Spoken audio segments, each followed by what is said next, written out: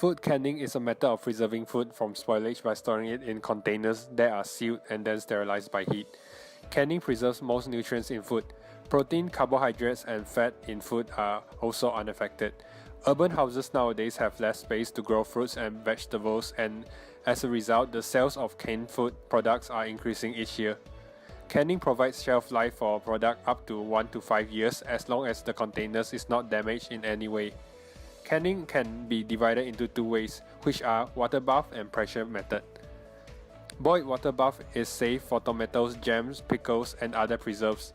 In this method, the food is heated completely with boiled water and cooked for a certain amount of time. Pressure canning is used mostly for vegetables. Vacuum seal prevents air from getting back into the product. Sufficient amount of heat and airtight container can help to destroy microorganisms. Canned food is normally heated under steam pressure at temperature of 116 to 121 degrees Celsius. The amount of time needed to process is different for each food depends on the food's acidity and density. Today, one of the most common canned food is canned tomato paste. Often considered as vegetables, tomato is actually a fruit. On a global scale, production of fresh tomatoes has an amount approximately up to 160 million tons annually. In comparison, it is 3 times more than potatoes and 6 times more than rice grown around the world. Tomatoes have significant nutritional values. In recent years, they have been known as an important source of lycopene, which is a powerful antioxidant act as an anti-carcinogen. They also provide vitamin B, C, and other minerals. Most tomatoes require 75 days from transplanting to their first harvest. Canneries are usually located close to growing areas of products since it is desirable to can food as quickly as possible after harvesting to maintain their quality and freshness. For canning purpose, tomatoes with thick skin and firm consistency is chosen. This is so that the machine can process them without damaging the flesh. Tomatoes are sent from processing to be made into paste before being sealed in airtight containers. Tomato paste is the resulting product of tomato pulp after the removal of skins and seed. There are also other varieties of canned tomatoes such as whole peeled, diced, crushed, and stewed tomatoes. They also can come in sauce and paste. For the process flow, first the tomatoes are collected from the harvest farm. The tomatoes are grown with thick and firm skin for canning purposes, so that it doesn't damage the flash rotating clippers. Once it is loaded up to 22 tons of tomatoes, it will be delivered to the tomato reception at the canning industry. Hydro transport is where the fruits are conveyed by the water from reception to separators. Separator acts as a sorting line which they have metal bars where small tomatoes will fall through the gap to serve other purpose such as making sauce. The water bath is used to wash the tomatoes as it can protect them from bruising while they pass through the conveying belt. Tomatoes are passed through several more screening to detect pale and yellow tomatoes, as well as any foreign objects such as metal, plastics, and woods, to be separated as byproducts. After screening process, the tomatoes are then sent to the grinding tank to be ground into tomato juice. The crushed tomatoes are sent into the preheater to heat up the medium to produce low viscous tomato juice.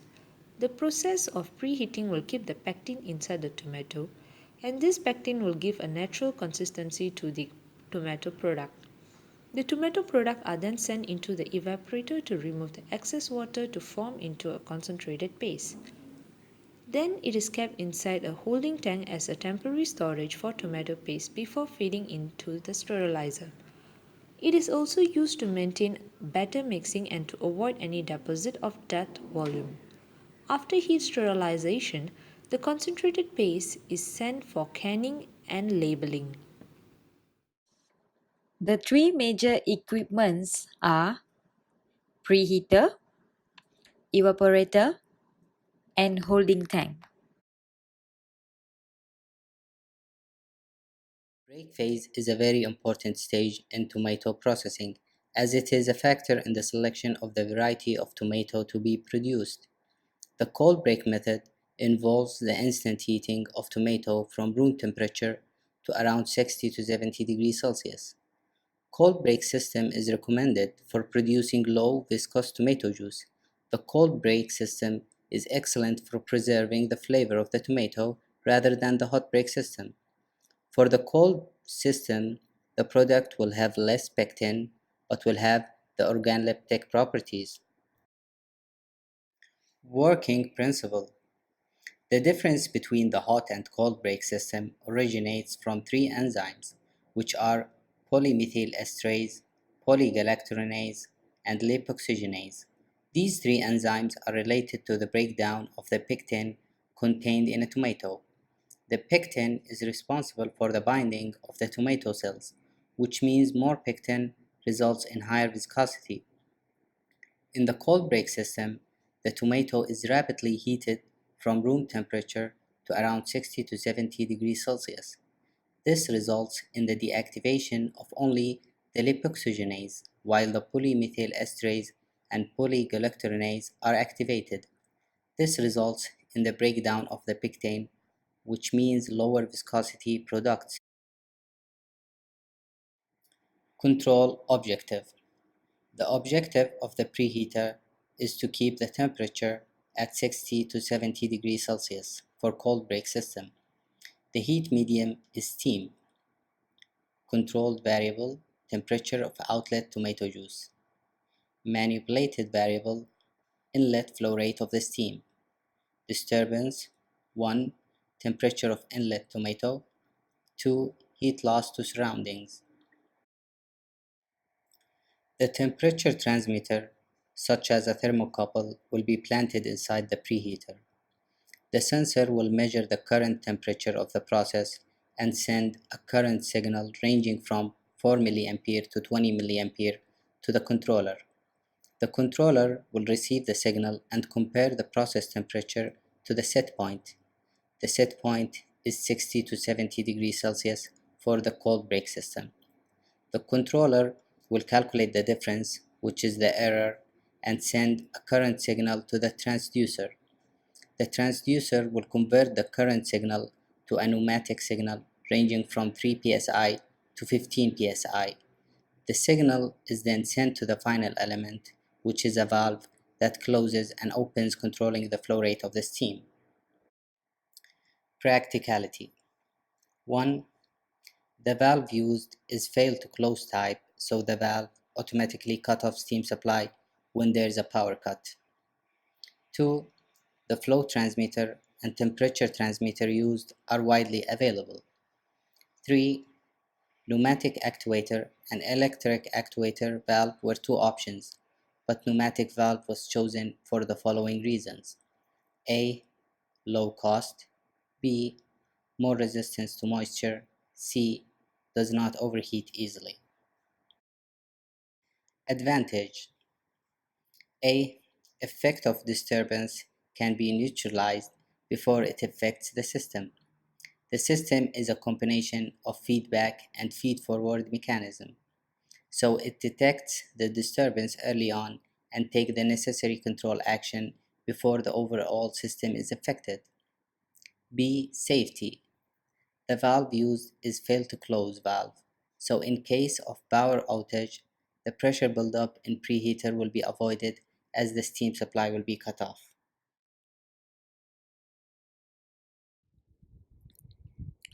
The evaporator is one of the unit operations in the production of tomato paste. In the evaporator, tomato juice is turned into tomato paste through the removal of water. The tomato paste leaving the evaporator has double the initial concentration of the tomato juice entering the evaporator. The removal of water is achieved through the introduction of steam into the evaporator. The tomato juice entering the evaporator has a concentration of 5 Brix, while the concentration of the tomato paste leaving the evaporator has a concentration of 30 Brix. The control objective of the control system will be to ensure that the concentration of the tomato paste is 30 Brix at all times.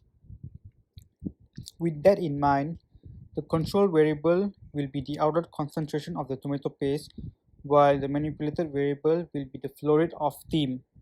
The disturbance variable is the flow rate of the tomato juice. Based on this design, If at any instance the flow rate of the tomato juice is increased, the flow transmitter will detect this and send signals to the feed-forward controller. At the same time, the analyzer transmitter at the outlet will send signals to the feedback controller. The output from both the feed-forward and the feedback controllers will be added together, and the sum will be sent as a pneumatic signal to the final control element, which is the valve regulating the steam flow rate. In this case, the signal sent to the valve will be to increase the steam flow rate. This ensures that the outlet concentration does not deviate from the set point concentration of 30 brix.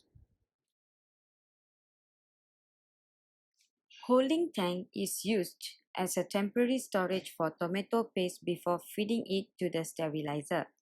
Holding tank keeps tomato paste agitated to maintain better mixing and to avoid any deposit of dead volume before transferring it into the sterilizer. Rate of flow into the tank is random. Liquid level is maintained at prescribed height in the holding tank. This is done with the help of level transmitter and level controller. Level transmitter measures fluid level and sends signal to level controller. Level controller evaluates the measurement and compare it with set point, then produce corrective action before sending it to the final control element. The final control element, which is the control valve, controls the flow of fluid in the outlet to maintain the level in the holding tank.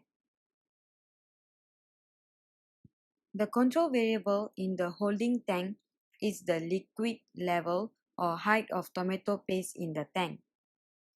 The manipulated variable in the holding tank is the flow rate of outlet, which can be adjusted by the control valve. The disturbance variable in the holding tank is the flow rate of inlet, which can be uneven due to pump failure or blockage. If the flow rate of inlet suddenly increases, the level in the tank will slowly increase as the outlet flow rate is constant. When the tomato paste height reaches the level sensor, level transmitter will detect it and send signal to the level controller. Level controller receives the signal and the measured value is compared with the set point. With the deviation determined, corrective action and adjustment is sent to the outlet control valve. Outlet control valve in this case opens up to allow more tomato paste to pass through in order for the level of tomato paste to return to prescribed height to prevent overflow from happening.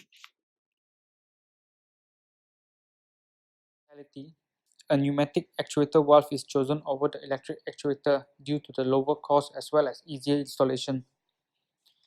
The pneumatic valve also does not overheat as easily when compared to the electric valve, and they are also more resistant to water compared to the electric valve.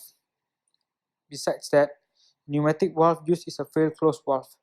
When there is a sudden power outage, the valve will close and cut off the supply of the steam to the evaporator, and this will prevent the buildup of pressure in the evaporator. Finally, the flow transmitter and the analyzer transmitter are common types of transmitter and are easily available in the current market. One of the advantages of this system, which is the combination of the feedback and the feed-forward system, is that the control action is taken before the disturbance affects the system. If only regular feedback system is applied, the disturbance would not be detected until it has affected the system. There will also be a certain time delay before the correcting action is taken. However, by combining both the feedback and the feed-forward controller, the effects of the disturbance can be neutralized before it even affects the overall system.